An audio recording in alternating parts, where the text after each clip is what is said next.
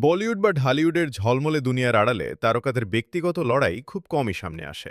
তেমনই এক কঠিন বাস্তবতার মধ্য দিয়ে যাচ্ছেন জনপ্রিয় অভিনেতা ও সমাজকর্মী ইলিয়াস কাঞ্চন। বর্তমানে তিনি ব্রেন টিউমারের সঙ্গে লড়াই করছেন এবং উন্নত চিকিৎসার জন্য লন্ডনে অবস্থান করছেন। প্রায় ৭ মাস ধরে তিনি চিকিৎসাধীন। জানা গেছে, অস্ত্রোপচারের মাধ্যমে টিউমারের বড় একটি অংশ ইতিমধ্যে অপসারণ করা হয়েছে।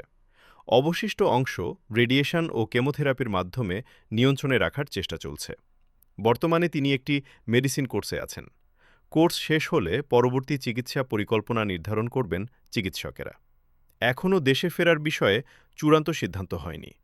পরিবারের পক্ষ থেকে জানানো হয়েছে, শারীরিক অবস্থার পাশাপাশি মানসিকভাবেও তিনি ধীরে ধীরে স্থিতিশীল হচ্ছেন। দেশ-বিদেশ থেকে চলচ্চিত্রাঙ্গনের সহকর্মী, শুভানুধ্যায়ী ও ঘনিষ্ঠজনেরা নিয়মিত খোঁজখবর নিচ্ছেন। ৪ দশকের বেশি সময় ধরে শতাধিক চলচ্চিত্রে অভিনয়ের মাধ্যমে ইলিয়াস কাঞ্চন নিজেকে প্রতিষ্ঠিত করেছেন বাংলা চলচ্চিত্রের এক ২১ শতকের শুরুতে বৈচিত্র্যময় নায়ক হিসেবে।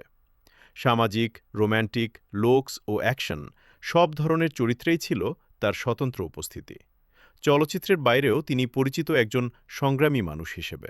১৯৯৩ সালে সড়ক দুর্ঘটনায় স্ত্রী জাহানারা কাঞ্চনকে হারানোর পর থেকেই তিনি গড়ে তুলেছেন নিরাপদ সড়ক চাই আন্দোলন। দীর্ঘ ২৬ বছর ধরে নিরবচ্ছিন্নভাবে এই আন্দোলন চালিয়ে যাচ্ছেন তিনি। বর্তমানে তার সুস্থতা কামনায় প্রার্থনা করছেন সহকর্মী, অনুরাগী ও সাধারণ মানুষ।